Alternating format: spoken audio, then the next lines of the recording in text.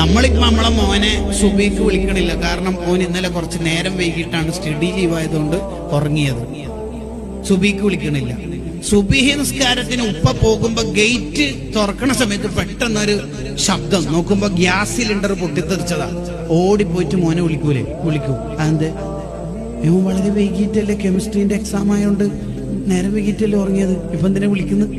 അത് gas cylinder പൊട്ടിത്തെറിച്ചാല് ഓന് തീപിടിച്ചിട്ട് പൊള്ളലേറ്റ് മരിച്ചാലോ? ഓഹോ, ഇതിന്റെ എത്രയോ ഇരട്ടി നരകത്തിലെ തീയിൽ നിന്ന് രക്ഷപ്പെടുത്താനല്ലേ മോനെ സുബഹിനെ വിളിക്കണം, നിസ്കാരത്തിന് വിളിക്കണം, കൽപ്പിക്കണം എന്ന് പറയുന്നത് ഇമാമുൽ ഗസാലി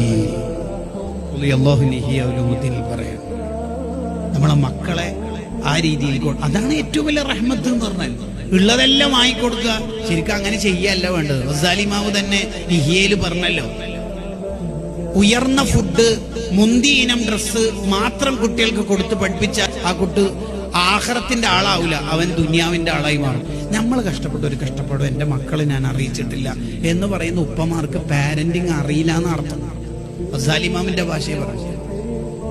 ശരിക്കും കുട്ടികൾ സഹപാഠികളോട് പൊങ്ങച്ചം പറയുന്നുണ്ട് എന്ന് നമ്മൾ അറിഞ്ഞാല് അത് നിരുത്സാഹപ്പെടുത്തണമെന്ന് അല്ലാമ അംബാബിയുടെ റിയാദത്തു സുബിയാനിൽ കാണാം.